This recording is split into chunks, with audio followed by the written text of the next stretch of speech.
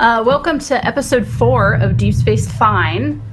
We are going to have some fun in the Hollow Suite today, and we will go around and introduce everyone and our sponsors so we can jump right in. Our guest is here. We are just keeping her hidden at the moment because it's a secret who she is playing. So to start off, I will go ahead and talk about the sponsors, and then we'll go around the cast and get started. We are sponsored by Fantasy Grounds, which is what we will be rolling our dice with. You can get the program for free at fantasygrounds.com. It's pretty cool, customizable, great and good and fun. And you can get all of your miniatures from Wayland Games. If you go to waylandgames.co.uk, you can get yourself D&D, Warhammer, 40K. I only play D&D. Those other things are cool too. And you can get them for 20% off, which is pretty rad. And Tabletop Loot, which provides fantastic dice sets, which I've seen people tweet on Twitter the dice they're getting, and they're pretty cool. Looks like it's a different one every time, which is neat. And they give the ones away at the end of each session, I think. And you can use !sponsor in this chat, and all the relevant links will come up. And we are also sponsored by Modifius, who provided us the materials with which to play this game because they made it. They made Star Trek Adventures. It's fun. It's a great time and we love it. And we'll go around and introduce. I will start by saying our guest is Noelle Sheary of Dragon Dames. She is the producer and she's in it, I believe. You can find her on the Twitters at Noelle Sheary, and she'll say all her stuff at the end as well, but she can't talk right now because she's secret. And then we'll go through and start with Hadil. Hi, it's me, Hadil. I play a Vulcan medical officer named Tamal. And what else am I supposed to say? I'm very tired today. Just where you can be found on the internet. Oh, just Twitty such everywhere. I couldn't think of anything else. So just that all over Instagram, Everywhere. Twitter, Twitch. Good. And Lisa? That's it. I am Lisa Chen. You can find me on the Twitters at MercifulDM. I play Tula Talur, who's an elderly Betazoid woman who lived a glamorous life as a intergalactic fashion model / I think it's fair to say at this point, secret spy. And I just want to say that last we left off, Tamal and Tula had shared an intimate dinner to cheer Tamal up. And I like to think that dinner was very special and they connected and learned about each other. And when Tamal walked out of her bedroom the next day, she finds her living room completely redecorated. Tula has moved in. Wonderful. Wait, Wonderful. Tula Chen. Just sneak that in there, the intros. I agreed to go to dinner. What is Tamal going on? at this point is just like everything's like Sure, no patterned, hot pink, 90s future aesthetic. yeah, it's like This show has gone completely off the rails. shins. It's gonna get worse. And Blue Jay. Hi, I'm Blue Jay. I am not randomly moving into someone else's quarters, unless you want me to. Julian. Week so long. sorry.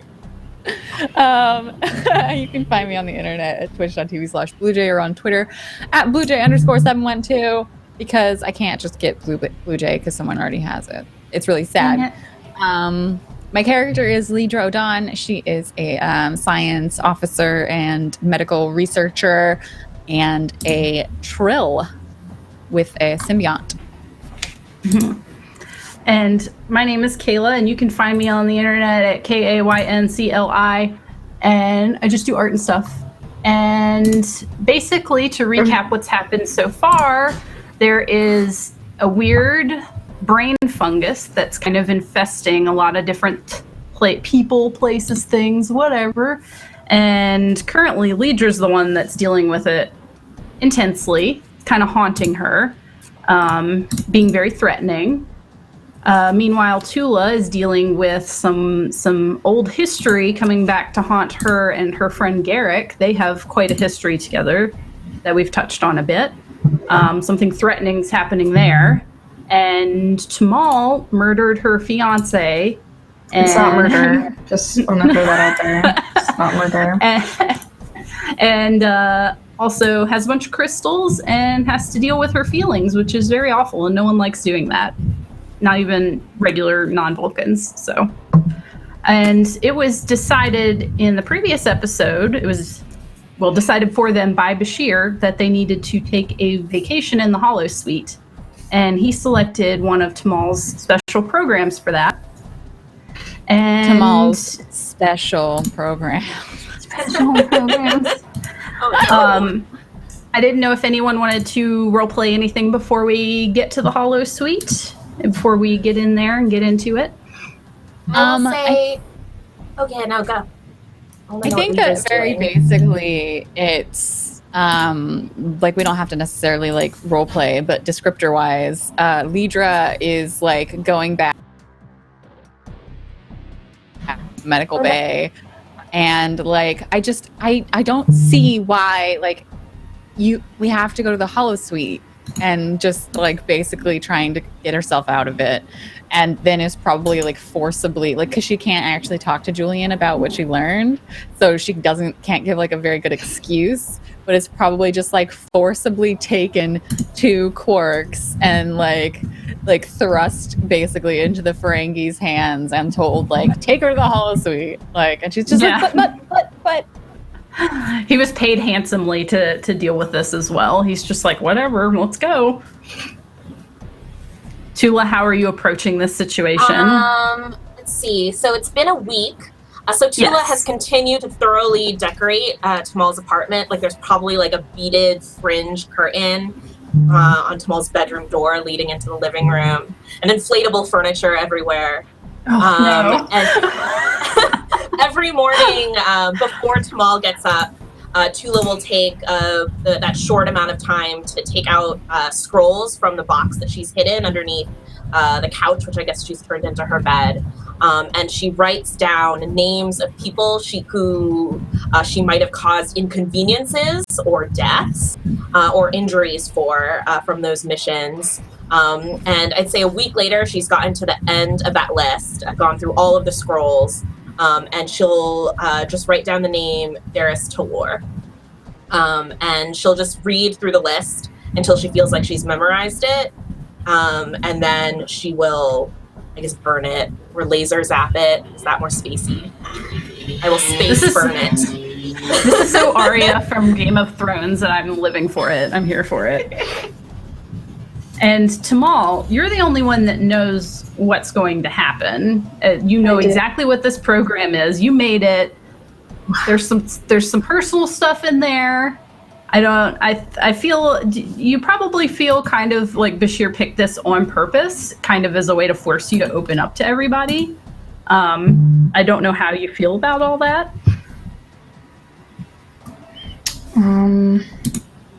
I am like, there's a part of Tamal that is excited to be able to do this holodeck. Not so much excited to do it with others because Tamal made it as a private endeavor, as a form of self-care, perhaps, a way to work through some things. Yes. Yes. That's. She wants to do it, but she doesn't want to do it with the others. Blue Jay. Okay. Well, Can't believe you've Quark. done this. I can't believe Adam. Yes. Can't believe you've done this. Well, Quark leads you all to the Hollow Suite he has reserved. Some of you he's shoving along and others just leading. And he kind of says his spiel. You have X amount of time, blah, blah, blah. Have fun. Come to the bar afterwards. Goodbye. And he goes about his way. And as you enter the Hollow Suite, you are immediately met with a very beautiful day. You're kind of on a cobblestone path that's leading kind of through a little sparse forest. It's a very beautiful blue sky day. You can hear some birds of some sort chirping. And as you kind of look around and become aware of yourself and each other, you notice that the holosuite has been programmed to change the way that you look as well. And Tamal has clearly programmed humans representations of you in these programs because they resemble you and you dropped right into them. And Tamal, if you would like to describe what everyone looks like. And also, it's important to note that you are immediately given you have a data pad on you, and she immediately kind of sends this information to your data pad to each of you, which she will send you on Discord. I don't have a describe. I can do it if you need me to. If you want to describe what they look like. Hold on just a second. Yeah, 1 sec. Like doing too many fucking things. Okay. So Tula, instead of being has changed from, and not instead of, because she'll always be a beautiful fashion model, has changed from a beautiful fashion model to a 3 foot tall, very portly looking halfling with pointy ears and like, I think maybe it's called like a beehive. Is that the hair where it's like all yeah. Is it okay? So a beehive. So, and oh my god, I have too many tabs. Help me, Lord. And then help Jesus. And then Lidra has changed from her mediocre looking self into a Blue Jay is perfect, beautiful, but Tamal thinks Lidra is a pest. So has grown taller into a high elf with very pointy ears and a very upturned nose and like long blonde, like Legolas hair that's like pulled back. Good. And yes, Tamal, what do you look like? I look awesome. I am super buff. And like I have like really strong muscles, and I'm wearing a kilt for some reason, and like a chemise style shirt with like pelts on it. I still have my same haircut and Vulcan eyebrows for some reason though. Fair. Did you take away my spots, or my spots gone? Are my spots gone? I think Tamal would not have thought that far ahead, so they're probably still there. Okay. Then I have long blonde Legolas hair and my spots. I look beautiful. Yes. Flawless.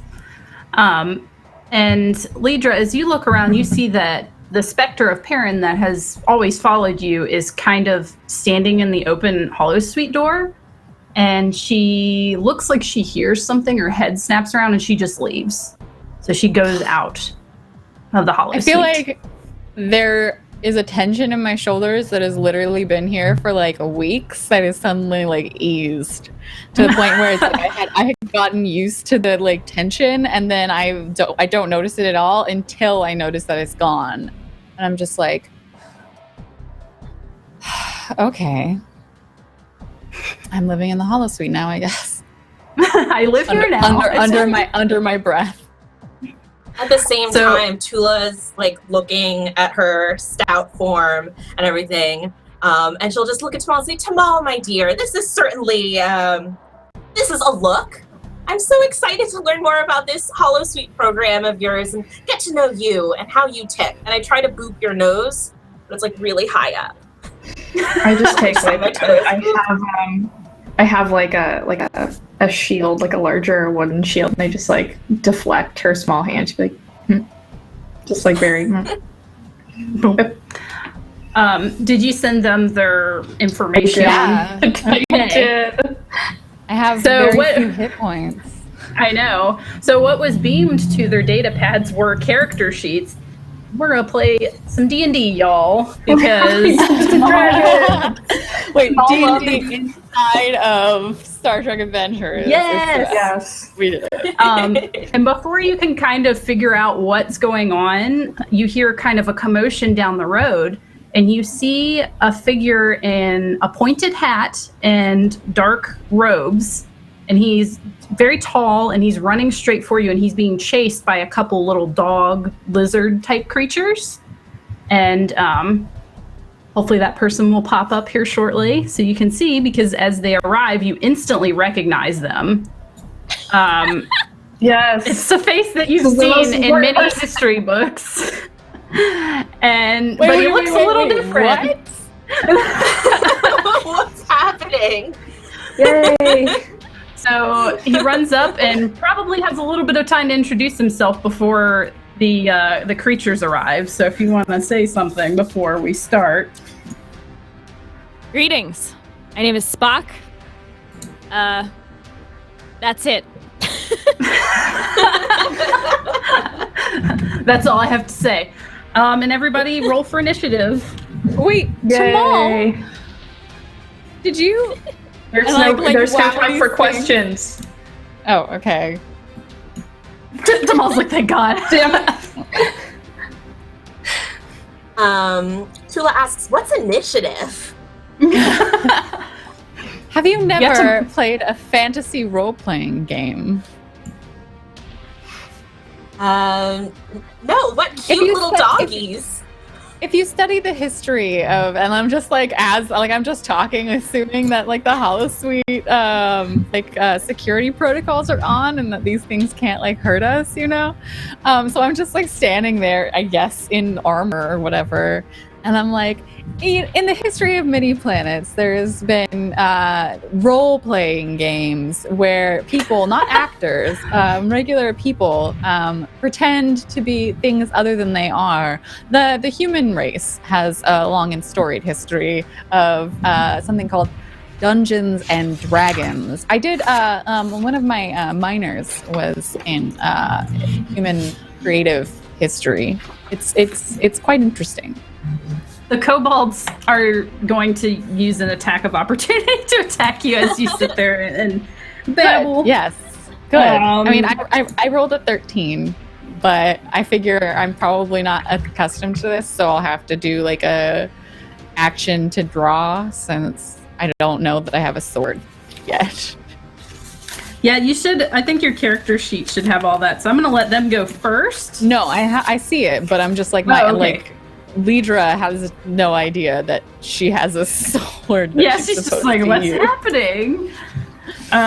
So one of the kobolds is going to attack Lidra, and he does not hit. He has a little dagger on him, and he like tries to stab at your armor, and it bounces off. Oh, ow! Yeah, you felt it. It was like a little shove, and he's like, ah! He's a little kobold, and he's getting real mad. How cute! How quaint! And Careful. then yes, the second one is going to go for Spock because they've been chasing. Oh, and I don't know how to use fantasy rounds, do I? I forgot to slash. And that was a 14, which does hit Spock. Oh no! So one of them, Spock the wizard. One of them raises a dagger up and slashes at Spock for 4 damage. Spock doesn't even like react. He's just like, And his just like, you know, his cloak is a little bit billowy, but you can just tell he has huge biceps. Yes.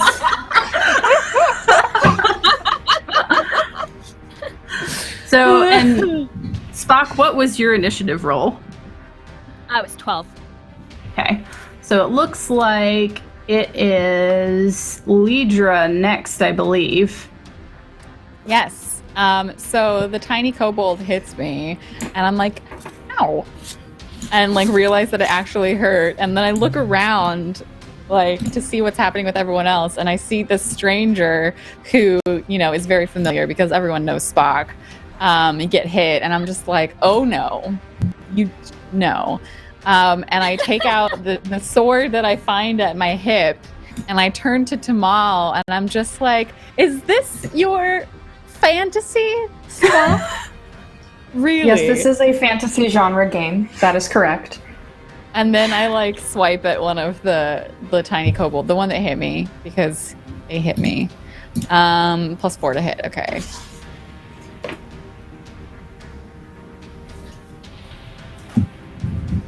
I get a 15. Yes, you do hit him. Yay!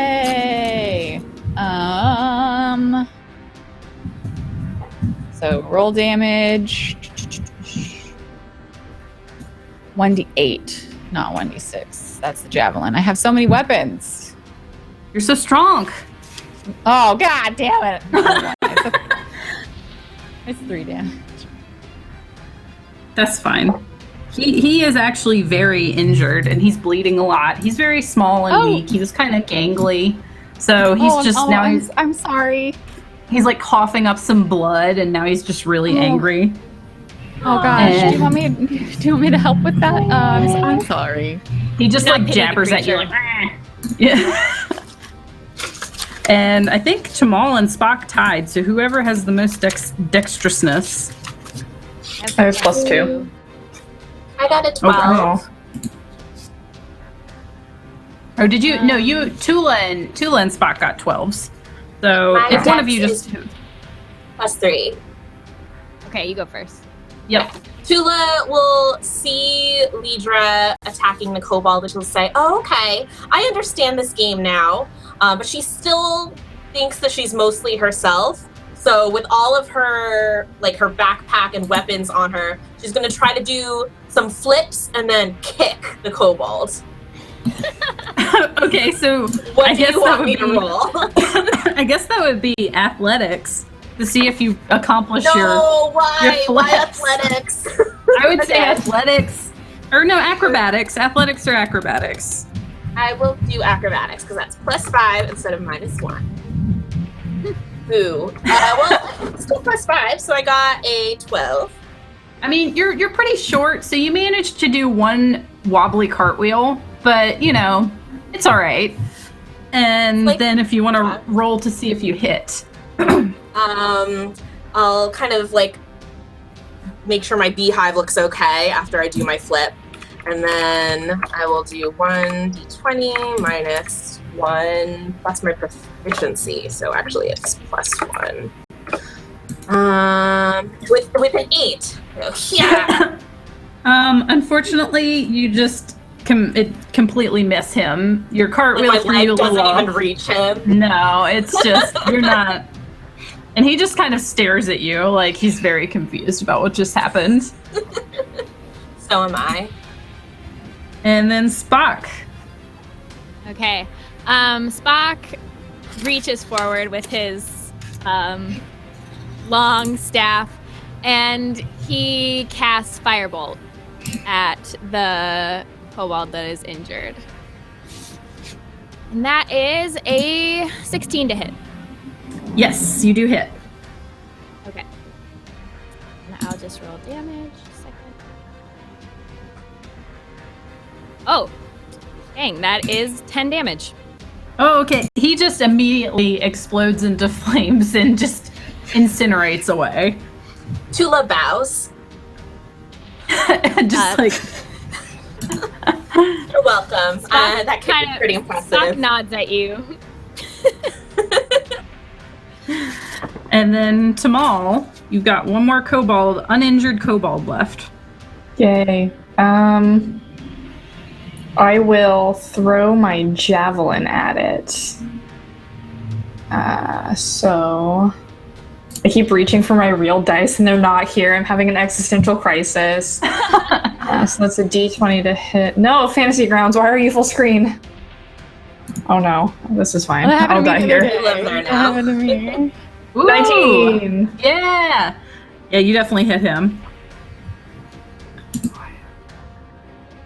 Hold on, I'm just trying to there we go. I can't get to my sheet. Okay, and so that is 1d6 plus 3.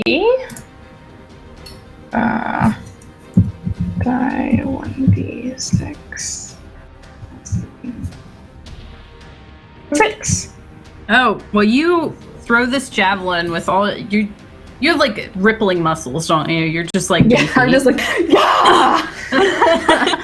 and it just yeet, it just impales him right through the chest, and he's just left there, just hanging dead. Tamal does not say eat. I say eat. I believe that Either way, yeet Spock takes is a notice. Vulcan word. Totally, Is that a right? Vulcan? It's Vulcan for sure. Spock will remember this. We are So- are we battle? Yes, that was it. That was just the two of them. So now you're left with Spock, who was running from them, and a cobblestone path. So Tamal, I must say this isn't exactly what I was expecting. I find Did this you very get- relaxing. Did you get Spock's permission to replicate him on the holodeck? You know, that's not exactly above board. Spock, It is a Spock steps fantasy. forward and says, "Thank you for your assistance." I'm gonna walk around Spock, like violating his personal space, like real close, and just say it's so realistic. I'm just gonna like kind of touch your face. I just like firmly but gently pull your hands away and make you take several steps back. Just like a We're used to child, this. just like Yeah. Tula's used to this, and she'll actually turn to Tamal and is like, "Oh, is this a Vulcan custom?" yes. And I think And, that like I see out of the corner of my eye the like long blonde hair that I now have, and I'm like, wait a. Did you have myself and Tula in your holodeck program? No, so I had to make adjustments. You were not included in this fantasy. As this is God. supposed to be relaxing. I will Yes, go over well- to the kobold and like remove my javelin and start like rifling through any pockets. What are you doing now? There is loot here. When you Yes. defeat monsters, you are rewarded. Oh, this And- is so fun! in his pockets, you find 1 gold piece, 2 silver pieces, and 5 copper pieces. This is all well and good, but I want to get out of here as soon as possible. There's an actual emergency happening on board the station, and this is merely a distraction. Where is the end of this program? Be that Oh, as it these may, No, go ahead. asked by our superior to engage in these holodeck activities. The only way out is Was it, Kayla, was it that we had to go through a dungeon? Was that it? It's something like that. You just, Okay, you yeah. just gotta do it. We have to go through a dungeon. the only way out of this fantasy is by completing the dungeon along this road. How do you complete a dungeon? There are several rooms inside, and you must defeat the evil inside, collect the treasure, and then exit through the back door. There is a lit sign above it. What is this evil? What are its weaknesses? It depends. Surely you've done this I like before. to several times. I like to have the program change it for me every once in a while, though. And is he Spock, here to and help you- us? Yes, you were Spock is our ally. you were generated in this land. Do you know what this evil is? No, well, The evils I will in let- dungeons cannot be predicted. well, you do see a young dwarf run up from down the cobblestone road, and he's very worn out. He's got his hands on his knees, and he's panting, and he's like, "Great Wizard Spock, I've been following you. I've been trying to catch up with you. I know that those kobolds ambushed you, but we need your help. We need help. Are these your friends? Are these your traveling companions?" These 3 helped me defeat the kobolds, as I was left rather unprepared after my previous party disbanded. Oh, well, that's wonderful, because we need all the help we can get. There is a dragon that is terrorizing the town. He has an army of kobolds. I know what dragons are. I've heard of these before. Dragons are from that ancient human game. Dungeons and Dragons. There are several different kinds, and all of them have elemental ties. It's quite interesting. Some of them are evil, and some of them are good. Some of them can take human form. Tamal just starts walking down the road as Libra. The dwarf was like, he's like looking up at you, listening intently, like, I don't know what she's talking about, but I mean, sure. And he's just like, right, well, come into town with us. If you come down the pathway, you'll arrive in Foxdale, and we can introduce you to the town leader, and you can help us. That would be great. You seem like very well-seasoned adventurers, and if you're with Spock, you must be good. The Great Wizard Spock has saved us many times. I nod and follow the road. Tula will also follow, and she'll point out that the dwarf called us friends. How lovely. And I'll kind of loop my arm with Spock's and say, it's so lovely to make your acquaintance, even in a hollow suite. You must have a very storied life. I can't wait to hear all about it. Spock just pulls his arm out from inside your arm very quickly and takes several steps to the side and says, yes, my life has many stories, as you said, but doesn't say anything else. Tula smiles politely. Lidra's like also following along, and she's like, so, Spock, do you have any other traveling companions in this area? Maybe McCoy? A cleric, Spock says, and a monk. Are they still here? Because Not she's currently. she totally wants to meet McCoy. She's like, please. I'm afraid they're engaged in other matters. It's too bad. We could use all the help that we can afford to slay a dragon. Spock doesn't seem to be changing his walking pace, but somehow he's like been walking next to Tamal. Yes. Hail, he says. Halen well met, my dude. I like it's like in a video game, like if you get too far away from the character, they like spawn next to you running for some reason. Yeah, so as we walk down this cobblestone, and it's like very, I don't want to say kitschy, that's not the word, but it's like very textbook fantasy setting where it's like a cobblestone road, you see like a couple rolling hills and maybe like a couple of farms that appear to be just too far off in the distance to like go and look at.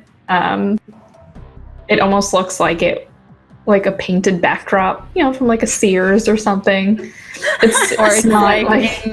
It's like in the old Disney movies where they have the animation that you can tell is supposed to move, and then the animation that's like painted backgrounds. Yeah.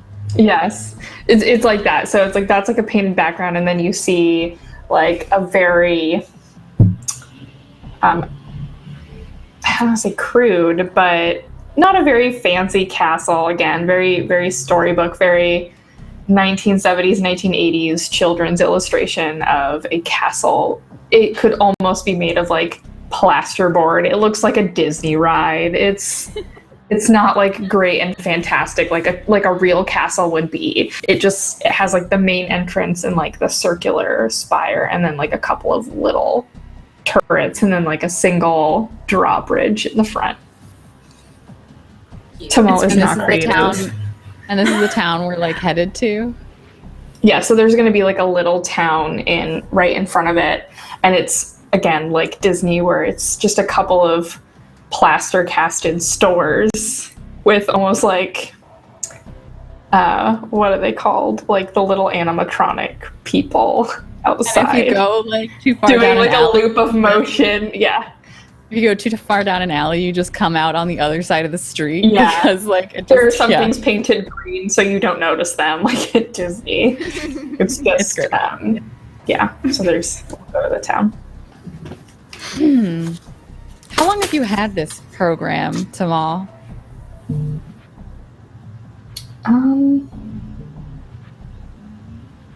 God, how long would Tamal have the program? I feel like she would have it more like longer than she really needs it. Like she should have probably outgrown this a while ago, or like I don't know, checked another book out from the library with like more detailed illustrations. I'll say that Tamal has had this particular program for maybe like 5 or 6 years, probably like when she started medical school or something.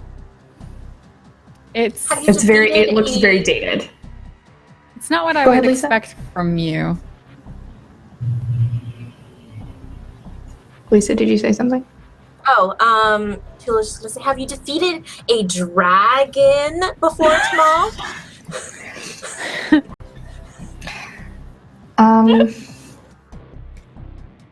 Those other little creatures were so easy. Surely a dragon would be no problem. I have not been able to defeat the dragon on my own. I have it programmed in this simulation that I must have other party members. I am not capable of doing it on my own. Yes, friendship and teamwork. I'm just gonna grab your face with my hands are just the key to life, aren't they? Oh, I'm so delighted, Tamal, my dear. Tamal will just let her do it at this point. Oh, I guess I can't do that because I'm a halfling. I'll just grab your You hand. can do it to like my shin or like my knee. Just be like, yeah. The dwarf is like taking this all in, and he's kind of walking on the other side of Spock, and he just kind of is like, Great Wizard Spock, who are these strange people that you're with? Are you sure they're up to this? They saved me in my time of need, so Spock doesn't say anything else. Oh, that's very Out of Spock. character. He's just yeah. you're doing good. Out of character, Kayla, I'm gonna need you to send me this original photo, the watercolor of Spock as a wizard. I just want to get it out there, but I need it or I'll die. He's a little squishy. I will tweet him after we're done. I'm so blessed. It's like like I said, simultaneously the most Star Trek thing, because it's very Star Trek to be like doing whatever, playing D&D, but also it's Spock in a wizard hat and whatever. That's beautiful. Back into character, Lidra is like dwarf. Is that what you called him? Dwarf? Is anyone? What's your name? His name's Dorth. Dorth the dwarf. Okay. Does he look like Worf? Yeah, he looks like Worf. Like you look down at him and you finally take him in for the first time, and the face that looks up to you is Lieutenant Commander Worf with like the forehead ridges and everything and the angry eyebrows. And he's just looking up at you like you just said dwarf, and he was like, I have my name is Dorf. Have flashbacks I don't remember if Odon was in Riker when Worf was already in the series, or if that was when Tasha was in the series. I have to check and see what episode, but let's just assume that like I have memories of being Riker and like knowing Worf, and I'm just like, I got the bridges wrong, and I turn back and I'm like, where's this dragon? He kind of shakes his head and he's like, the dragon, he's under the castle, actually. He's taken up residence. He's taken over the whole castle. The kobolds live inside the castle and protect him, and he lives underneath it. And the city that surrounds the castle, we've just been having to try and get rid of him or live with him. We pay him. He takes taxes from us every week. We're starving because of this dragon, just hoarding all this gold. We just need to get rid of him. I can take you to the town leader, and you can talk to her if you'd like, and she can kind of fill you in.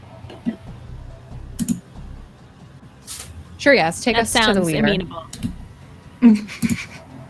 And again, he just kind of is like, everybody here is super bizarre.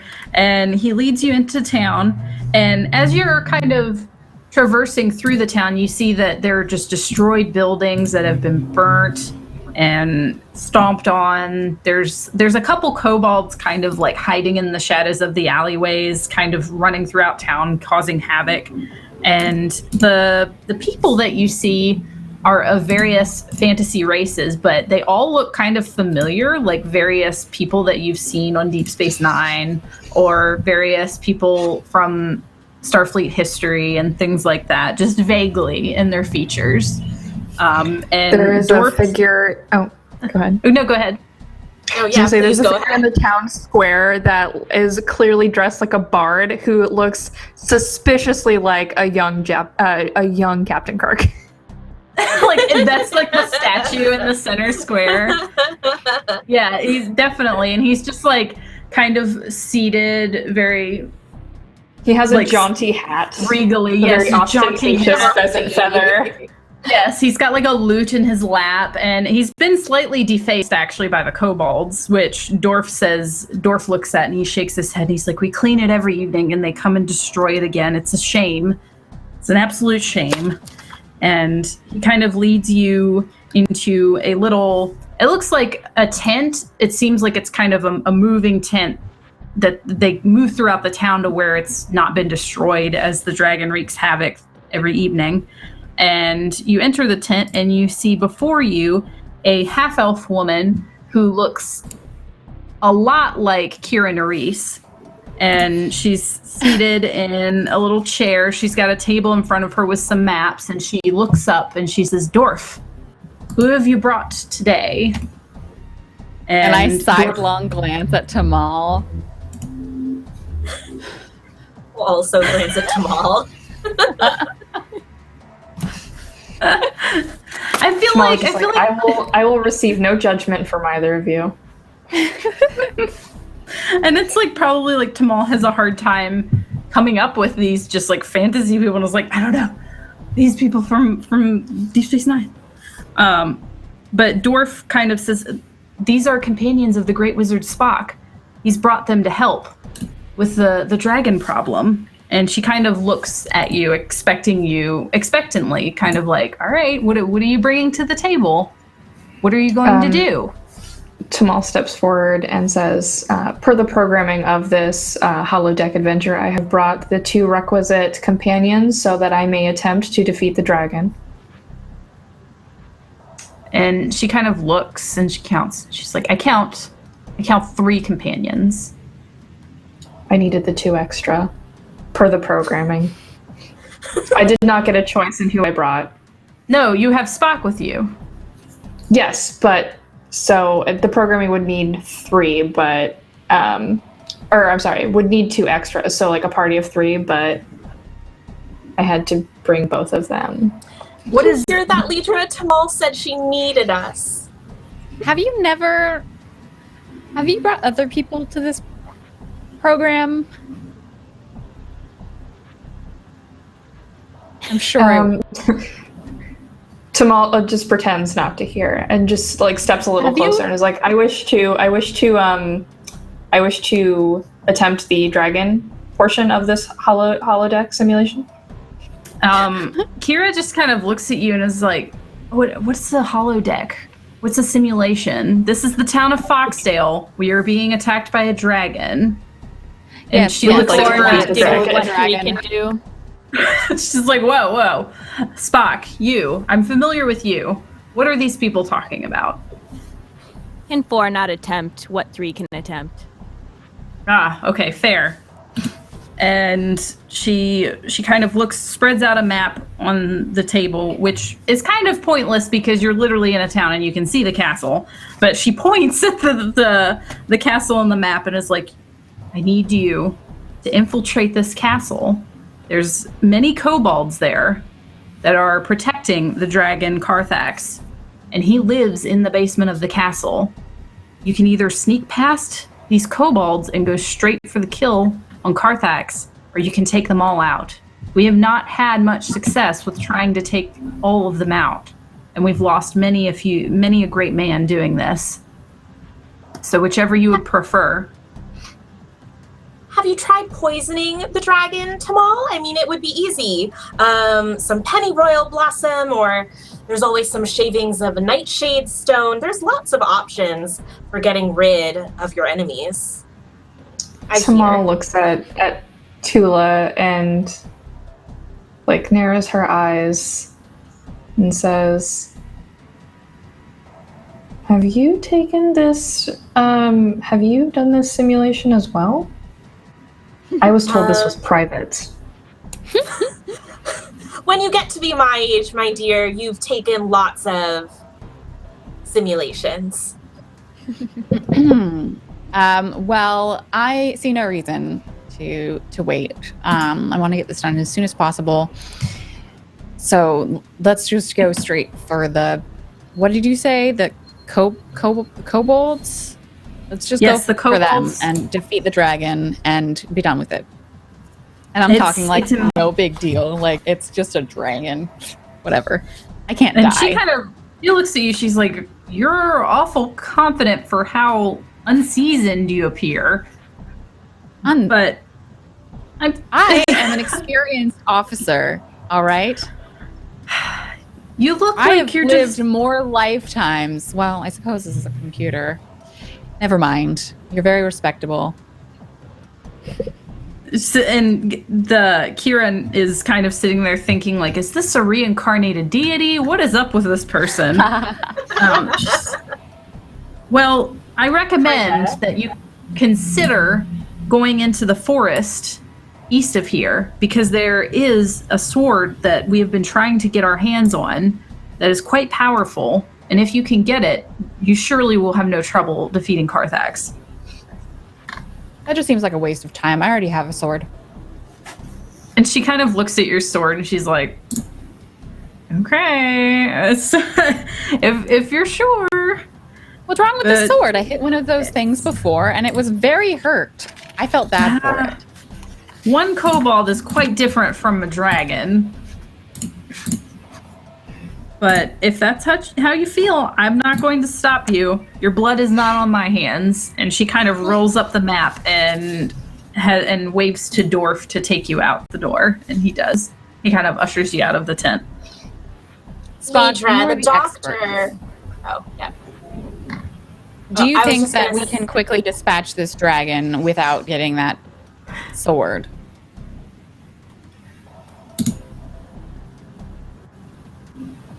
I was asking Spock. Spock.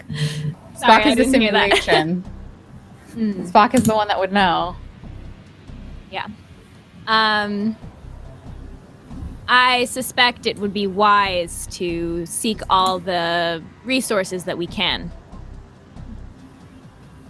A dragon is a powerful foe.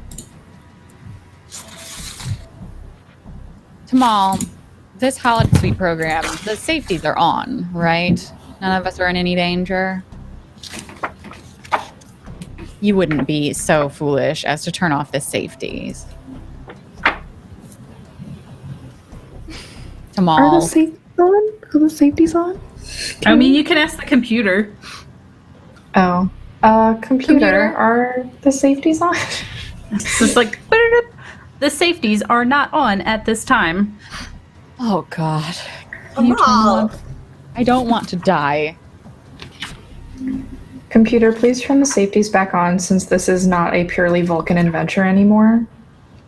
And it kind of goes, cannot adjust safety setting while program is in use. Can we just turn it off and come back? And then it beeps I again. Go back to where the front door is and go door. Door, please. And you hear the, this program is to run its full course as ordered by Dr. Bashir. So if we die, it is Dr. Bashir's fault.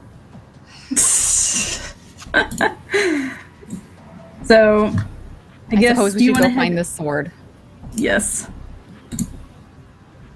So you head east towards the forest that Kira directed you towards. It's just a massive, dark, sinister-looking forest that you didn't see at first, but for some reason when you leave the town, it's just right there. It's like it suddenly appeared. It looks very dark and shadowy. And you enter it and kind of pass through it, There's lots of trees and thorns and vines in your way, and you enter into a massive clearing, which is filled predominantly by a large placid lake in the middle. You can see some little fishies swimming around, but other than that, it's very quiet. And in the middle of the lake is a very small island where there's just an eerie blue light kind of coming off of it. Have you been to obtain this sword before, Tamal? My adventures in the past have not needed this sword, as I did not meet the prerequisite party number requirements. Right. Spock, what do you know about this island? I also have never been here. Yay. Yay! I look at my data pad. Can I make a perception check, computer? Yay! the computer boops and says, absolutely. Good, thank you. A logical choice. I will make a perception check. Ooh. I get a 20. Ooh. All right. So you don't really see any way to get to the center of the lake, but you can tell that there is an object at the center of the glow. Looking around, you don't see like there's anything in the water that's going to hurt you, but you aren't able to see through the trees if there's anything kind of hiding deeper in the forest that's going to hear you. And you do hear the occasional like tinkle of a bell that kind of seems to be circling around you and around the lake. It kind of comes closer. There's nothing making it in particular, but it's kind of circling. Tula will try to find like a rock or pebble on the shore where we're standing. And I'd like to just kind of like throw it into the lake to see if anything happens. You throw it into the lake and it just as a standard pebble hits the water and ripples out. Some of the fishes swim away, but it doesn't seem like the water is going to do you any harm.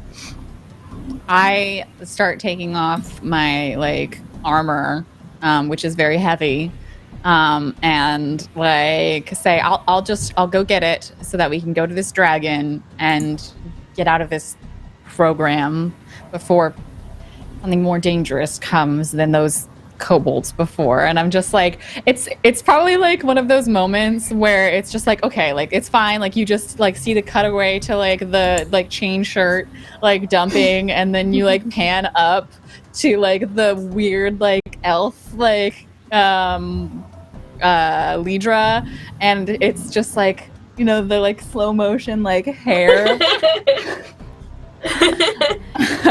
And then she just like starts like wading into the lake and like is just like very determined, like let's just get out of here, like people's lives are in danger, all right, like so she's just like wading into the water. Yeah, you're able to. It's actually surprisingly not that deep. You have to swim for a little bit of it, but you make it to the island, and you do see that in the middle of this glowing blue light is a sword. It's kind of forged with a rose shape built into the guard and tangled barbed vines that spread out and entangle the hilt in the blade of it. So it's pretty rad. It's pretty rad looking. Oh, they're not actual lines. They're like can I engraved. cast It's like detect magic? metal lines. Yes, I think did you go with her to the island? No, is it more than 30 feet away? Yes, it would be more than 30 feet. So you can go over there if you want. Okay, yeah, I'll go. Okay. Yes, and you can cast detect magic. As this is happening, Tula has stayed on the shore and she has realized that she has spells. So she's just like prestidigitating little lights and she's like, Tamal, look what I can do! You're just like blowing all your spell slots. Oh my god. Well, is prestidigitation Or is a it a cantrip? cantrip? That was a cantrip. Okay. Yeah. I was gonna be like, stop forcing your spells. God damn it. So you use detect magic, and you can tell that it's It's definitely got some sort of magic in it, possibly possessed by something, but it is also very, very powerful. I'm not thinking about magic at all. Just go to reach for it. Like, let's get this done. I'm just gonna grab it. Spock says. And Caution, holds out a hand. alert. And as Spock... Oh, go ahead. No, I just like Spock says caution, and I like hesitate. I'm like, is this not the sword that we were looking for to defeat the dragon? I fear it may have dark magics on it. Dun dun dun. Here's the wrong word.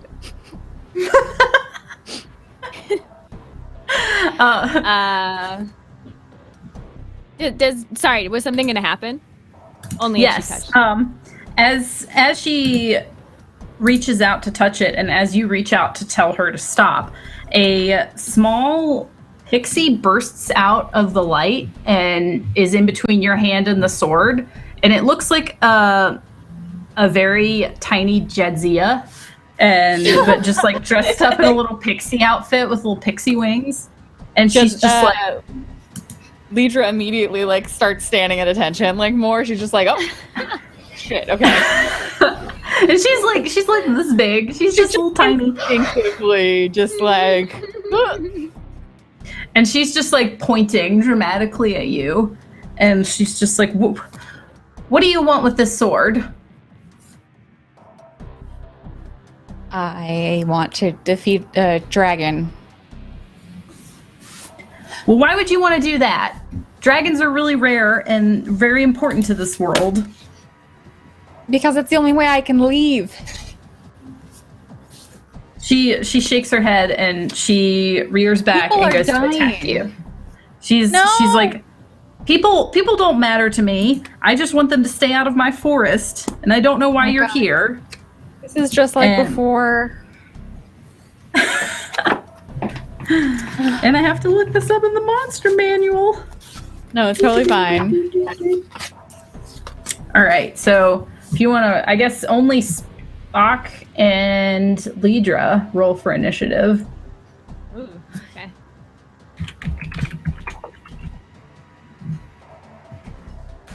We're gonna handle this pixie. It'll be fine. Oop, I got an 8. Okay. I got a 13 again. Ooh. Well, you are on the ball, and you are able to attack first. I don't want to. Oh no, you got it. She's has her hands out, and they're sparking in magic, like she's getting ready to mess you up. She's really mad. Oh God. I don't want to be a reject. I feel like let me just like wisdom roll real quick, because I feel like it to see if I can separate my like character from my like D&D character shit. I have a +1 wisdom. It's plus your wisdom saves +3. Got it. I'm having fun. Okay. Yeah. Okay. So she's able to separate like her real life feelings about Jadzia, her like field docent who like said whether she could be joined or not, from the perception of this tiny little pixie, and she's just like, I'm sorry, and then takes her like sword that she has and like whacks at the pixie, and it's just like, why does it look like Jadzia? So it's +4 to hit. I can barely see my keyboard, sorry.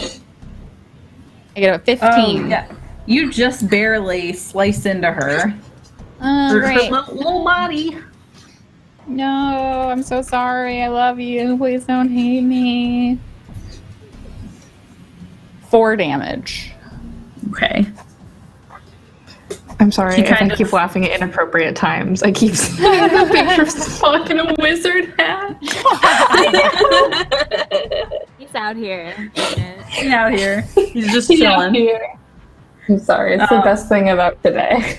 I mean, besides all of you. she kind of brushes it off, and she's just like, "How dare you?" And kind of tries to get herself back in order, and it is Spock's turn. Okay. I'm gonna say, I don't know. We mean your forest no harm, Pixie. And I'm a wood elf, so we know about forests. That's true. We know what's up. I'm Okay? also gonna cast a firebolt. So We mean you no harm. I mean the forest no harm. I didn't say I meant her no harm. So that's gonna be a 21. Oh yeah, you absolutely hit her. Okay. And the damage on that is gonna be 5. Okay, and she has magic resistance, Okay. so I think that halves it. I believe. Of course. Of course. Yeah, I think it's halved. So she just kind of, the fire blows past her, and she's just like, well, I've had enough of the two of you, and you need to leave. You can't have the sword. And she is going to... There's like a muffled yelling from the island that you guys hear back on the shore. Yeah, I like to Lidra's just like, God damn it, Tamal! Flash of fire. I feel like Tula is standing next to Tamal, and she's like, "Oh, good. Lidra's having some fun with this. I'm so worried about her. She seems so stressed out." And Tula's like picking flowers and stuff. And well, she Tamal. is going to... Oh, No, Go go ahead. ahead. You go first. No, you first. no, you first. It's fine. Okay. Okay. Tamal will like look down at Tula and say, "They probably require assistance. We should go over there." Yay, kitty cat. So let's start walking towards the island, like into the water. Let's see. Okay. Yeah, you can start wading through. It'll take a couple turns Does for you to Tula get have there. to swim though? Yeah. Tula can ride on my shoulders. Teamwork. Oof. Okay, cat. You're Tula just muscle. threw You're my so headphones out. muscly. Yeah, you're so strong. It doesn't even bother you. You're just Stop sitting on my keyboard. well, the pixie Jadzia is going to attempt to polymorph Lidra. Oh, So no. if you could make I think it's wisdom saving throw. This is gonna be the weirdest fucking thing that ever happened. Can you imagine being polymorphed on the holodeck? That'd be so weird. Oh, good. I got a 9. Yeah, you did not Good. pass. So she polymorphs. She just points at you and polymorphs you into like a small little bunny. Oh, oh God. You just like, I shrink into like the size of a bunny, and there's like a tiny little like gray fluffy bunny on the ground, and like she's doing like a weird thing with her nose, and then like she attempts to talk. Can she still talk? For the sake of that being amazing, she can still talk. Oh, that was very uncomfortable. Oh God, my voice sounds so. Oh no. I hope this doesn't stick. Do you think Bashir can fix this? I look up at Spock and then realize that Spock is a hologram.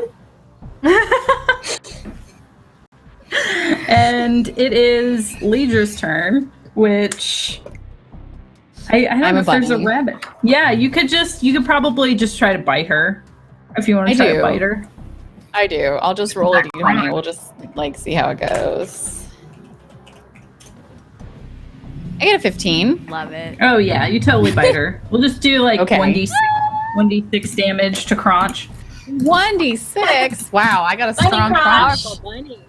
Dude, bunny bites hurt. I've And never she's had a small. bunny. I guess so. 5 damage. Take away More than my Wow, sword like one- did. I'm Whoa. so mad. Oh. a fourth of your life force is drained away when you get hit by a It's just bunny. like it's like the vampire bunny books. Like you just suck her Oh my force God. out. The bunny and the The Monty Monty Python Python one. episode.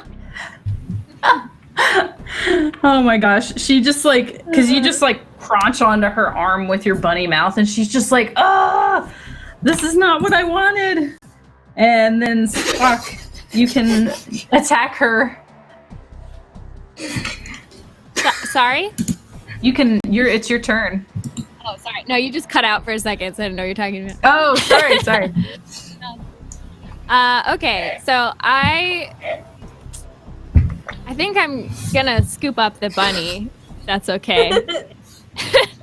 You seem defenseless. Thank you. I'll just put you. I'll put you under my wizard hat. Like her legs are like doing like this like don't touch me thing. And then she's just like, this is strange, this is so weird, don't smell. But put this on. All right, now. So I don't know. Since she's resistant to magic and I only have like one attack equipped, I'm gonna attack her with my quarterstaff. Okay. Fair. Okay. Whoa, I got a natural 20. Spock is on it. Woo! Oh my god. Oh, but it's well, okay. This does the same amount of damage as a bunny bite, so not gonna. All right, we got 3. Okay, and then since you did a nat 20, you can roll for damage again. Oh, that's right. Oh, and that one's 5. Awesome. So 8 total. So you rear back with your quarterstaff, and you just literally squash her completely. Just awful, gory squash. And as you do that, the polymorph breaks, and you just have Libra under your hat just turn back to normal. Does my hat explode? No, I think now I'm wearing it. Yeah, now Libra has the hat. And I'm just on my like, shoulders. yeah. I'm like, oh, I am so sorry. Suddenly very tall again. Wow. Can I turned to face Tamal, who also has someone on her shoulders. are you okay? Now you can get in the lake and play chicken. Tamal with Tula on her shoulders just looks at both of them and says, "Did you acquire the sword so we may continue on with our simulation adventure?" Indeed, we right. defeated the creature. Spock, can you kneel so I can get? You're very tall. I put you down. I put you down. Oh, that was awkward. Never thought I'd be in that position. I like reach out for the sword. Is it okay? You're able to instantly. The glow actually, when the pixie Jadzia was squashed, went away, and you're able to pick it up. And it, like I said, it's this wicked awesome sword that's made to look like it's got vines spreading along the blade, and its hilt is like a little rose. And now you have a cool sword. Okay. Which I'm trying to find the stats for. I tell Tamal, like, yes, we have obtained the sword. Now we must go kill the dragon. You remember where I put my armor? It's over there, right? Yes. Okay. And Tula, Since as the you holodeck arrive on the safeties are island, you see that the little pedestal, like the way the sword was kind of stuck in the middle of the island, and around it is all this like ridiculous color changing crystal that you've never seen before. I'm about it. I like scramble off of Tamal's shoulders, like maybe over her face or whatever. Whatever's the fastest route to get to the sparkly crystals. Yeah, you're able to pocket as many of those as you want. They're just this wonderful rainbow crystal that you've never seen in your life. Oh, I like stick them into my beehive. Just Feel a little bit more like I feel a little more like myself. When I was picking flowers back on the shore, am I allowed to make a survival roll or anything if I can determine if any of the plant life I picked was poisonous? Sure. Die 1d20. 5 roll is 0. Just a 12. 12. How many did you pick? How many different ones? 50. Oh my goodness. Okay, you did not pick 50. Fine. I picked 9 different things. Okay. Tula You're also able- has 5,000 hit points. Yep. That's what it says on my sheet. Yeah, totally. You're able to determine that 2 of them are poisonous. And 2 may be poisonous, but you're not totally sure, and then you're totally unsure on the rest. Okay. I have in my inventory the favor of an admirer. So I'm going to say it's an embroidered handkerchief, and I have the poisonous and possibly poisonous ones in the handkerchief. Also, the handkerchief is embroidered with the initials EG. You just did that. Like, as soon as you arrived, you saw there was a handkerchief, and you're like, Yep. gotta stitch it. All right. So you have the sword, and now you're able to head back to the castle. I also find and re-equip my armor. Good choice. Very important. Do I you probably keep put the Spock's- chain shirt on backwards.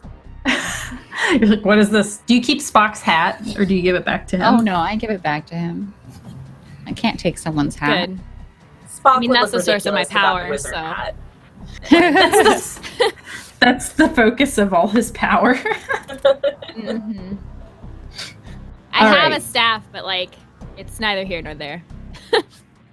I mean, you did crush Jedzia with it, which, by the way, Jedzia is just like a pulp on the floor, on the ground there. I don't know.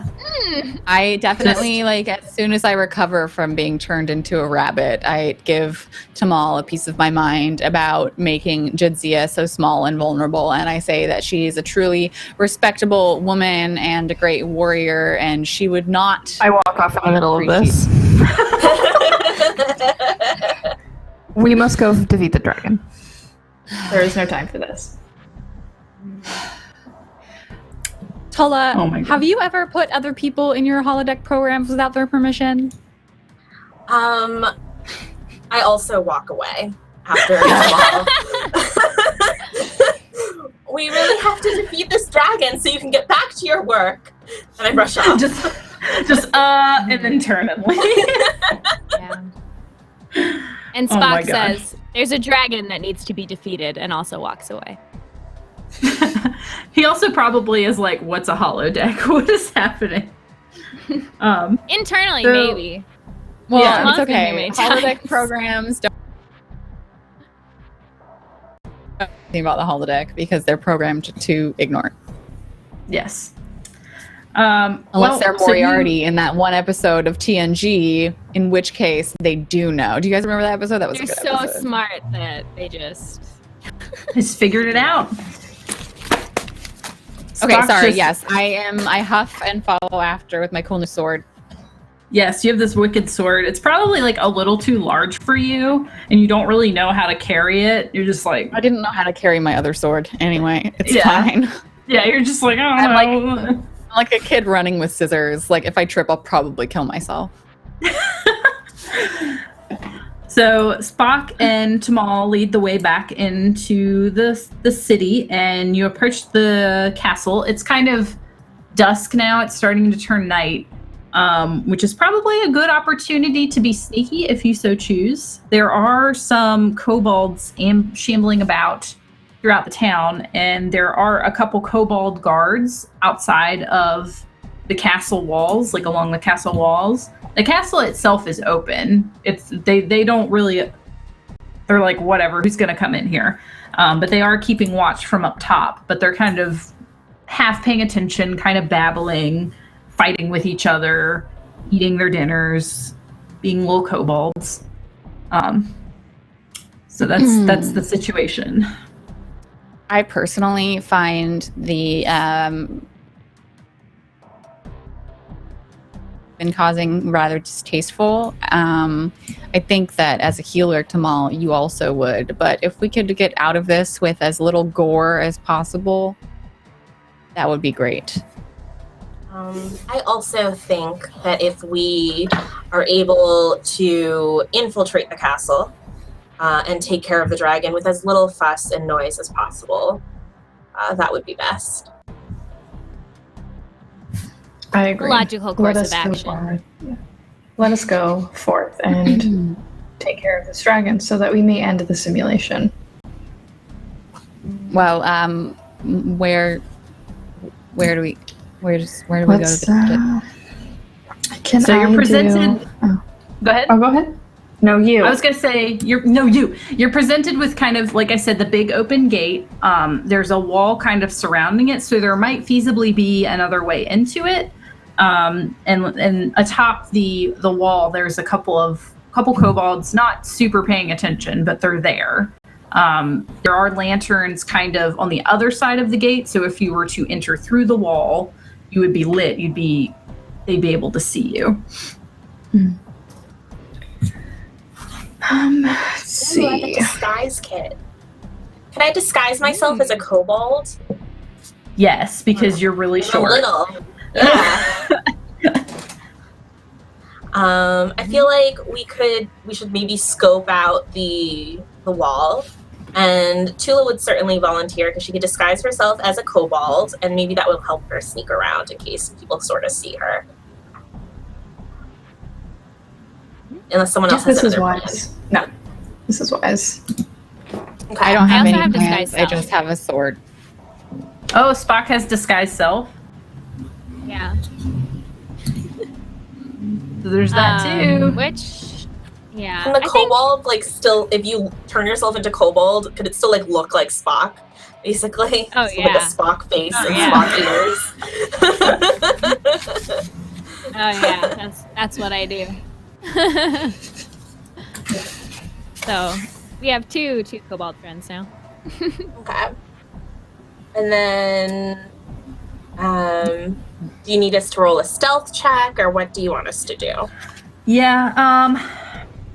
Let's go ahead and do a stealth check to see are you just kind of going in there, or are you just looking around? I just want to look Um, around to see if there's another entrance. Okay. Did you just roll the 16?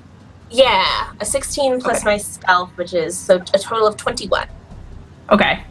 And then Spock, what did you get? I got 14. Okay.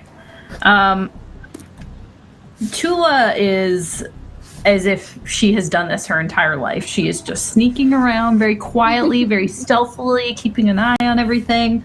Spock is not so stealthy, but since he used disguise self, he looks even more like a traditional kobold than Tula does, since she fashioned that herself. So together, you kind of manage to sneak around, mostly unnoticed. Anybody that notices you at least doesn't pay you any mind. They just see two kobolds. It's kind of dark. They can't really make out any discrepancies in your appearance. So, except Meanwhile, me and go Tamal are ahead. squatting silently in the bushes, not talking at all. It's awkward. this is bonding time for you two. Remember, Blue Jay. Blue Jay. One kobold does notice that Spock kobold has really nice eyebrows, and he pauses for a moment and nods to himself and then keeps walking. That's right. So you're able to go wherever you want without them trying to attack you. If we walk around the perimeter of this castle area, do we notice any other entrances?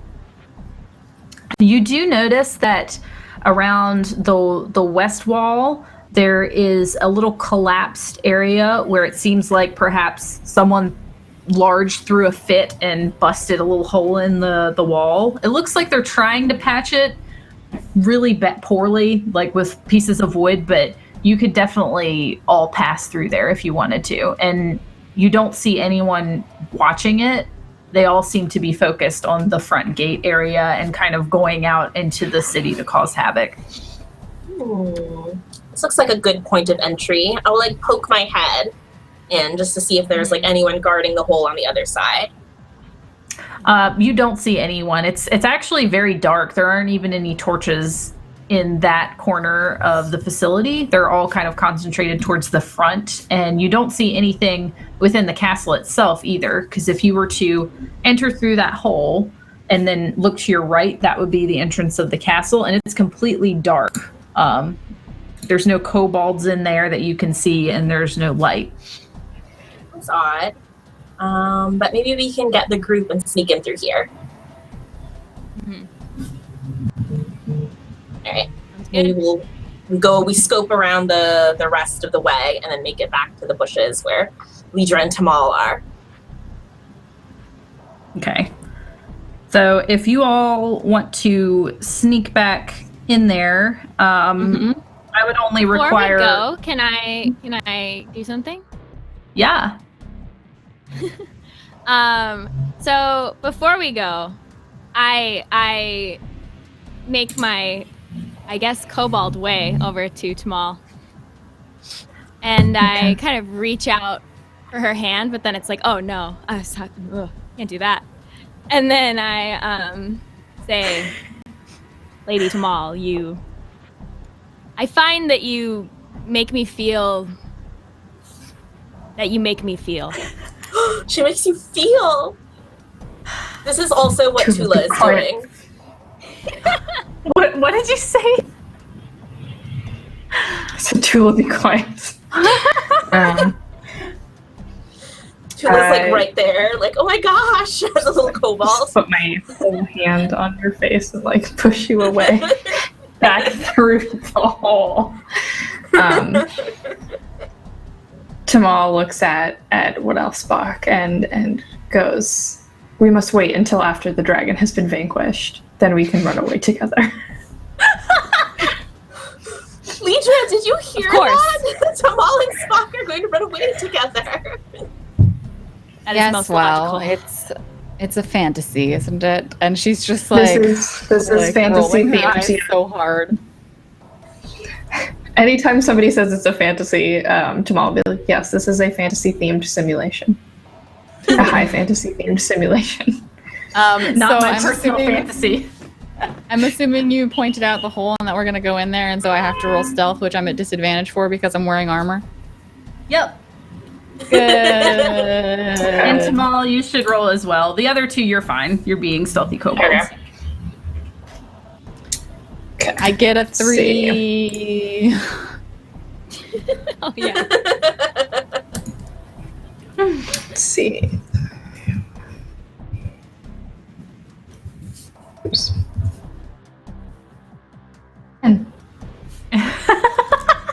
Okay, well, evidently... I just marched through, armor glinting in the moonlight, distracting as much attention as I can. Well, fortunately, you had two kobolds come back and convene with you. So as the two of you exit the bushes you were crouching in and apparently evidently fall right over and make a lot of noise, the kobold that had noticed Spock's glorious eyebrows turns around and is like, are those prisoners? Are you taking them to the leader? Yes. Indeed. Yes. He's really hungry, and we haven't been able to find him anything good. These look good. You should take him. Take him right away. He's going to wake up any second now. He's going to start spitting flame all over the place. I don't want to deal with it. Wait, he's sleeping. This is perfect. I mean, I also don't wish to deal What was with that? What? I just kind of like smack Lidra's hand. Do you want me to take we'll them? go right Eyebrows? Okay. Also, Thank you. You have cool you have great eyebrows. you need to tell me where you get those done at. I love them. Now get on. I gotta go terrorize some children. And he kind of stomps off with like a big bat in his hands. That's kind. The children are simulated. Here we go. Too, right? You didn't bring any children in here, did you, Tamal? No, I do not know of any children. Safety. I guess now we should probably just march through the front because they've seen us. It'd be weird to take prisoners through the weird side of the hole. Yeah, that's true. It's also a very kobold thing to do, to take prisoners and not disarm them. So you're fine. Don't worry about it. Yeah, like whatever. They're not that smart. So you march them through the front gate. You see the kobolds up top, just like, yay! They're just cheering when they see that you're bringing food to the leader. Oh, yay! This is my like, favorite part of the simulation. they're so pleased. They're like, yay, we don't have to do this tonight. You're doing it, yay. And one of them shouts down, be careful. He didn't eat very much yesterday, so he's going to be really grouchy. Just watch, if he shoots the flame, jump to the right. You're right, not his right. And then the other one smacks that one in the head and is like, no, it's his right, not their right. And they start arguing about which way you should jump if he shoots flame at you. I have concerns. Wait. The Very dragon. concerning. If the dragon actually shoots flame and the safeties are turned off, perhaps we should bring a bucket of water? Or something? Are there any buckets of water around? Can I do a perception check? Yeah, you can do a perception check to see. Yay. Or just like a burlap sack or something to how do you, before fire suppressant foam, what did people do for fires? I don't. In ancient fantasy water, time. got it. I have a water skin. I don't know how much water that holds. Yeah, that's probably not too much. I got a 19 on my roll, Kayla. Oh, okay. You do see over in the dark corner of the, I guess, like courtyard, there is a little well. So you can probably go draw up a bucket of water out of the well. All right. I will have Tamal point it out to them so we can go and get some water so we do not burn to death. And the kobolds up top I'll see you doing that. stay here and be captured. Very captured. Yeah, they look Lidra down and they're is like, a horrible "Watch him." actor. Tula is like holding Lidra and Tamal so that Spock can get a bucket of water. And she's just like, I've captured you. And she's like giggling. We're all very Spock's just bad swimming in actors. that water. And the kobolds are up top are like, that's a good idea. We should have thought of that. Because yesterday, Greggy caught on fire and we had to we didn't have anything to put him out and he ended up dying. So we had to bury him this morning. It was a whole ordeal. Kind of shake just Tamal. like, I miss Greggy, really? I was running out of names. There are names for the simulation. So you Greggy was a take good man. Greggy, he did. Yeah, he was all right. They yelled from up top. So you're able to go into the castle. Do any of you, all of you have dark vision? Some of you? One of you? I actually have dark do not vision believe 'cause I'm an that. elf. I do not. Yeah, halflings I do not believe have dark vision. And Hadil doesn't because she's a human. Okay, so Spock and Lidra have dark vision. I assume, yes. Yeah, I feel like it's super weird because my eyes aren't actually different, but somehow the holodeck makes it appear different for me than for other people. It's super weird. Yeah, it's almost as if kind of like some sort of glasses came on in front of your face and kind of make you see night vision, like you're able to just see everything. She blinks and rubs at her eyes a little bit, like.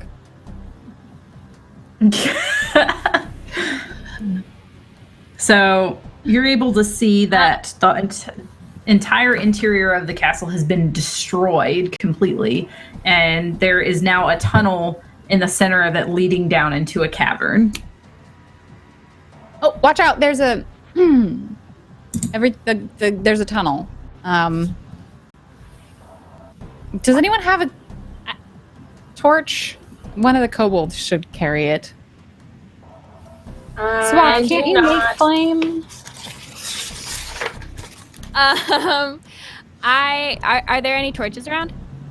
I mean, Ooh, Tula can prestidigitate. Yeah, I prestidigitate the little lights that I was practicing on the shore. Oh. Yeah. It came in that. useful. I went and looked at Spock's cantrips, and one of his cantrips is friends. Yeah. Fran. So you're able to make some sparks so everyone can see this like cavern, and you hear some groaning from deep down in the bottom of it. Oh dear, we should hurry while it's still sleeping. Do we need to slay it with the sword? Yes, Yes, that is in- correct. As you say that, the sword kind of lights up a little bit, as if we being don't like, need- yes. And Tamal, this is your program. Do you need to be the one who yields the sword, or can anybody yield the sword? Computer, do I need to be the one that yields the sword in order to complete the simulation? It kind of goes. "Ba-da-da-da." That would narratively make the most sense. Thank you, computer. I like hold my hand out expectantly for the sword. I hand it to you, and I'm like, we just I give it a very covert swish, like a little. testing it out. Spock's Can I see loving the it. sword for a moment? Just, I feel like we should shine it up for your hero's moment. I will hand you the sword. It is very large, so it's just like comically large in your hands. I like hold it, and then it kind of like thumps on the ground a little bit because I'm real weak in this simulation. But I'll take the handkerchief that had the poisoned plants in it, and I'll use that and kind of rub it against the sword, making as if I'm like polishing it, but I'm rubbing the poison all over the blade. Ooh. I'll hand it back to you and say, it's very sharp. Be careful.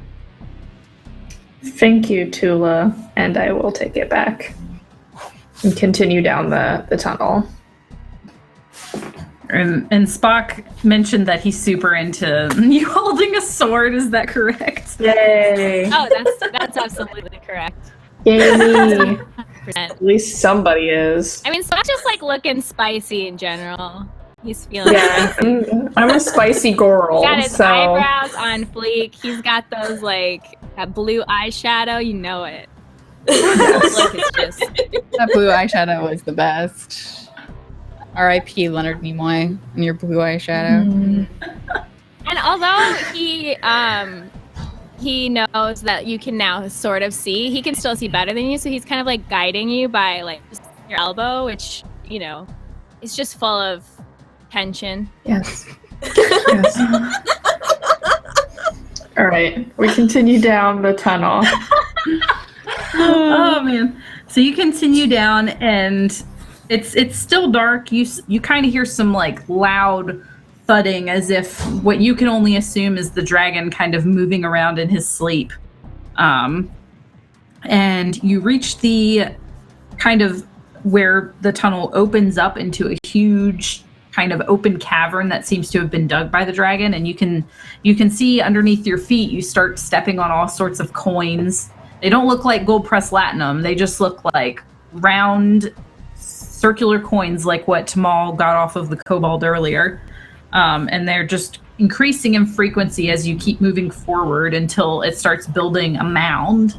And as I would you like to. Oh, no, go ahead. I was gonna say the coins have Scotty's face on them. Oh, for sure. There you go. Perfect. He's wearing a little crown.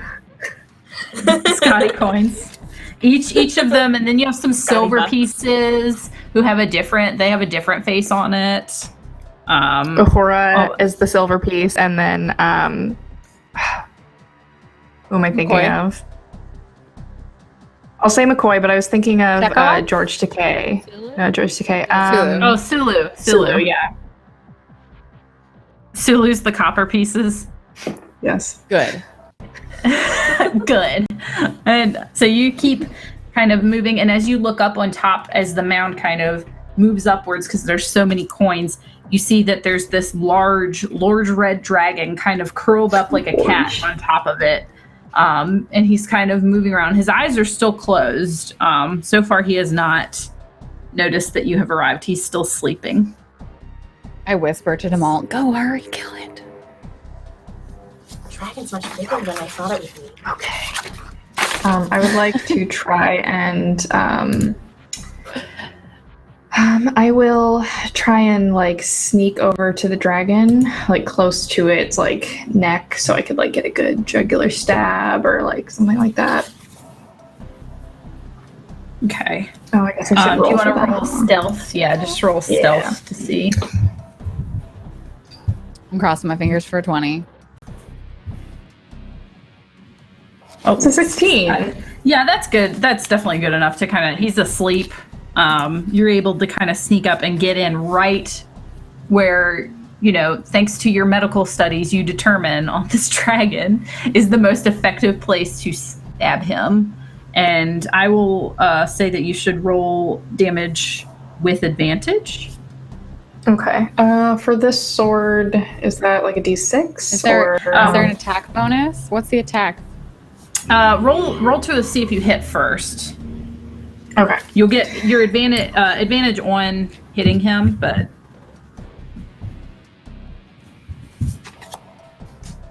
13. let me see. You have advantage, so you can roll again. Yeah, Oh, that's right. I'm sorry. and I'm looking up. Do you have a this strength boy. modifier or anything? I'll take the 13.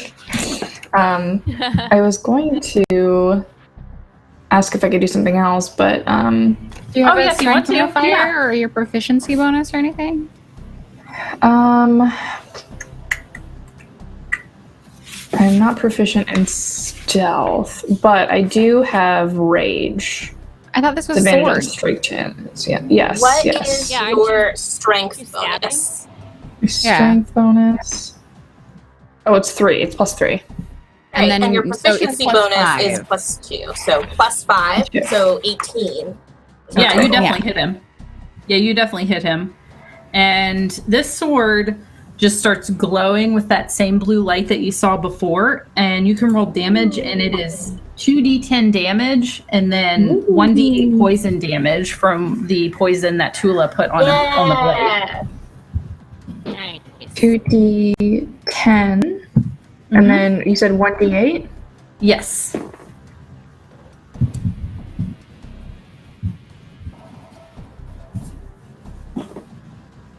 So 10 altogether.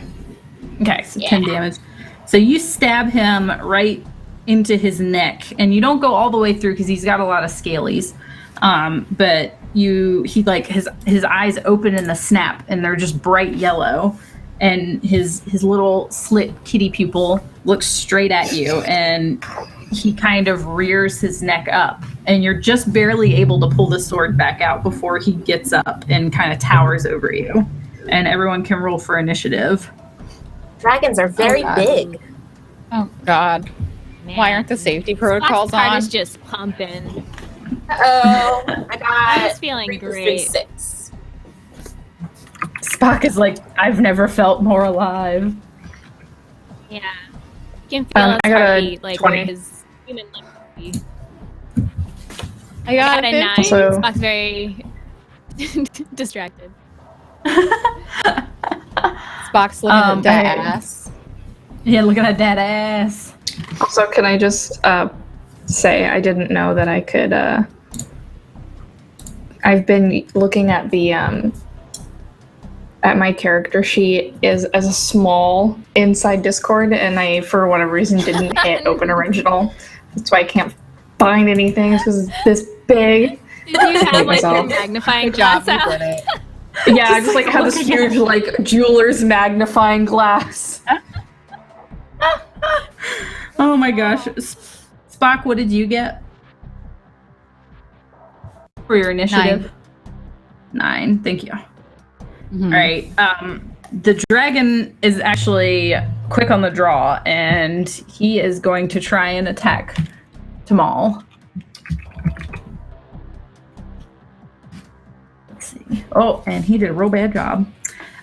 There's no way that hit. So he tries to snap at you with his teeth, but he just barely misses and ends up getting like a mouthful of coins and starts spitting them out. Oh God, those and- teeth look very sharp. Yes, there's lots of them, and his whole entire mouth is probably like could definitely fit someone's head very easily inside of it. And then it is Tamal's turn, actually, again. Okay. So if his head is up here, then his body is down here, right? Right. Yeah, he's kind of probably. I mean, he's trying to spit out some coins right now, but his chest is exposed to you. Okay, I will do a stabberoo at the heart area. Yeah, the stabberino at the heart area, the kokoro, if you will. Kokoro. The kokoro, if you will. Okay. Oh, yikes. 5. Well, I think we determined it was +5, right? Yeah, I think. Mm-hmm. Yes, Yeah, so 10. That was not enough to break through his scaly, I think so. under chesty area. So the sword bounces off a little bit on it. And then it is Ledra's turn. Seeing the dragon rise above my colleague, and knowing that the safeties in the holodeck are off, I decide that the time for action is nigh, and take my sword, not the fancy one, but just my regular one. And, well, actually, I don't want to die. So instead of taking my sword, I'm going to throw some of my javelins that I have. I have some javelins. And I yell, like, get back! Come on! Don't let it bite you! The safety programs are off. And I'll just throw a javelin at it, which is interesting because I've never, like, in my actual life thrown a javelin, but my character has. But it's fine. I throw it way into the piles into of gold. the darkness. Yeah, it just lands in the gold, and he's just like, my gold. And, Cute. Tula, you got 6, didn't you? I did. So Spock is next. Okay, well, my attack spell is Firebolt.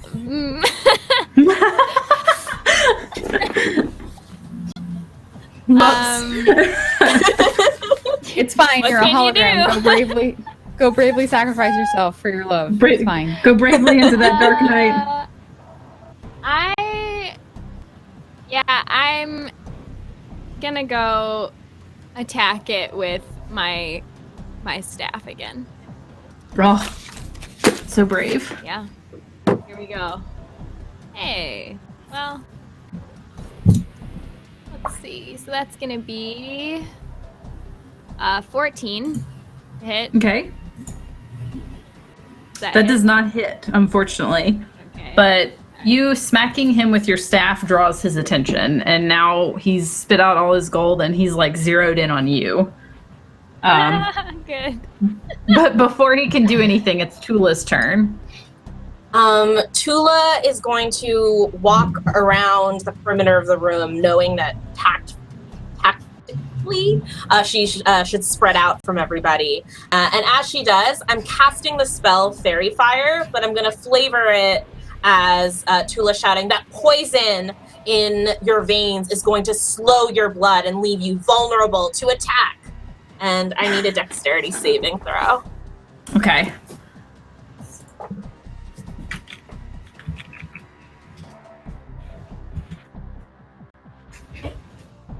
That is a 6. So Oh, yay! don't think that worked. He starts to glow violet, the color of the flower that I had rubbed on it, and now everyone has advantage on attacks against him. Nice. And this also does distract him because he's intelligent enough to know, like, poison, no, and he's glowing, and he starts kind of like gnawing at his body where he sees where it's glowing, and just being generally distracted. So he does not attack this turn because he is trying to figure out what's going on with his body. So it's back to Tamal's turn. Yes. All right. I will go ahead and try and do another Stab. I mean, if I wanted to use rage, would that help me at all? You would get additional bonuses to the damage if you did hit. And if he happens to hit you, you would probably have that damage. Like if he bit you or something. All right. Well, before I stab, I would like to rage. Ooh, what's that look like? I just like start Exactly yelling, the like, same. shrieking, like yeah, it's like very Super Saiyan. So I will do that, and then I will roll. 1d 20 push 5. Oh dang! Oh, Hey! That crit though! Yay! I've never seen a Vulcan be so emotional in my life. I know. Actually, taking it back. Just screaming. All right. Screaming. Roll that damage, double Oh, damage. damage. So that's 4d10 then? Yeah, let's just do it that Is way. that correct? 4d10 and 2d8 because we're just gonna have a fun time. It's fun rolling a bunch of dice on fantasy grounds. 22 and 13, so 35? That's 35. Oh, Plus and then your plus strength. 2. Plus Yeah, your strength so- plus another 5. It's 40. Okay, so yeah, so my strength is plus 3. You fuck up that dragon. Yeah, Yeah, you just fucking do 40 right up. damage to that dragon. Yeah. Whoa! An angrier Vulcan. Yeah, you all are standing back. Spock's like right there next to her, and she just like Oh, starts yeah. screaming and flexing and pulls Yeah, I'm back her flexing a sword. lot, actually. Yeah, There's a lot of just- flexing happening. Just like, I don't have any muscles at all, so it's fine. Let me live out my fantasy. and you rear back with the sword and you just completely behead the dragon entirely. Yay. Whoa. Oh, that's a lot of blood.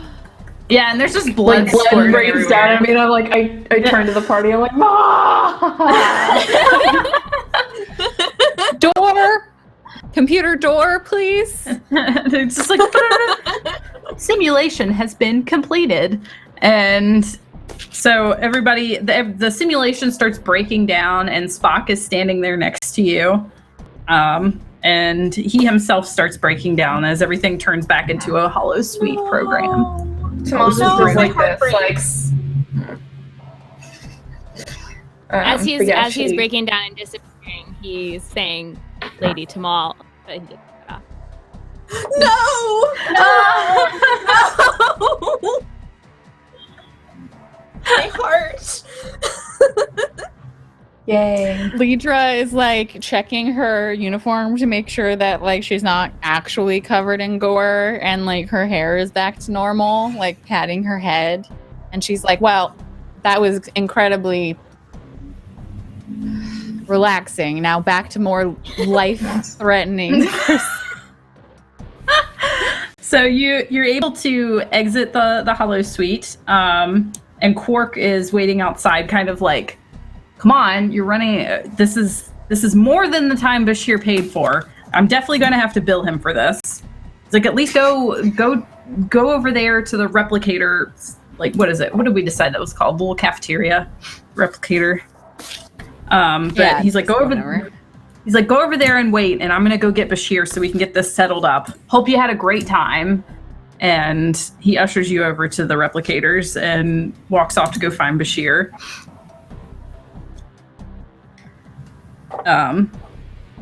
So you're able to kind of go sit down.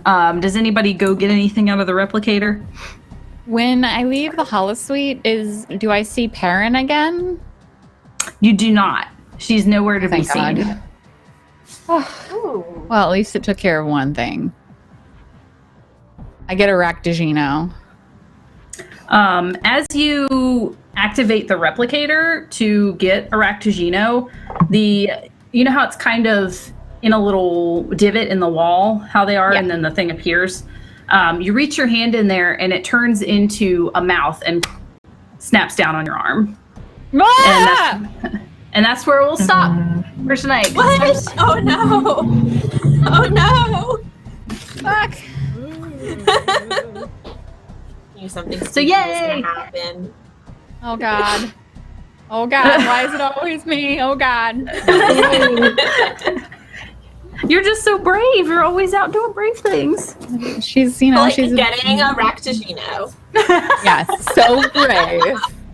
So brave. She's just a brave bird. Brave bird. Brave bird. Oh, brave man. birds. Brave birds.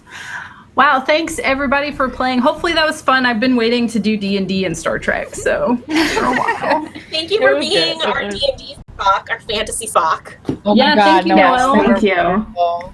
Yeah. I know that's a hard role to For play having me. is Spock. Yeah, excuse me. You I will never forget you. Thank you.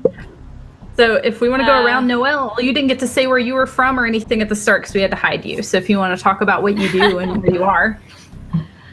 Yeah, so the main thing that I do in the D&D community is I play and produce the D&D podcast. It's a comedy adventure, Dames and Dragons. So we play D&D, we all play dumb teens, and we have a really roaring, laughing good time. It's one of my favorite actual plays. It's really funny.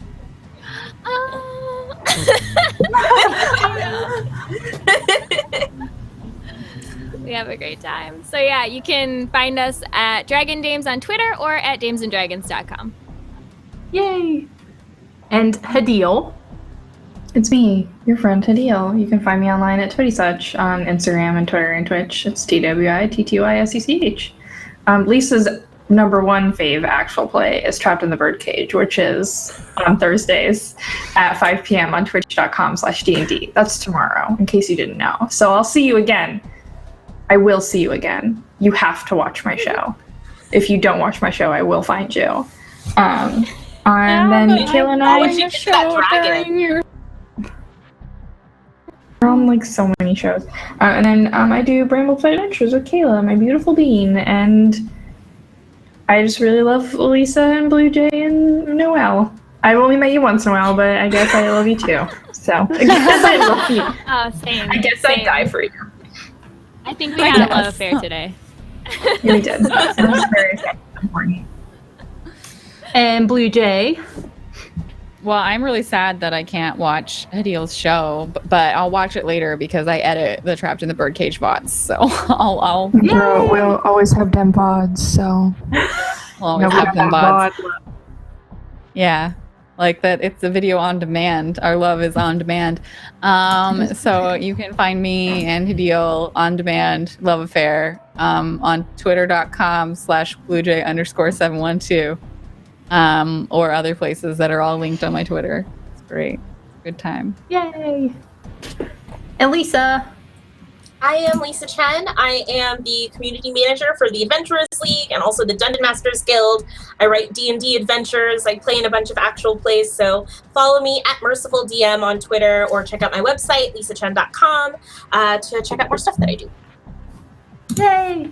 And I'm Kayla, and I'm working on tweeting out Spock right now, so you can get a better image of him. It was a labor of love to draw him. Oh my God. And amazing. I love you all, and thank you for letting me do this silly thing. And thank you, Noelle, for playing. And you can find me on the internets at KAYNCLI. And yeah, that's it for this week. And we'll find out what bit Lidra next week at the same time. So goodbye. Dad, please.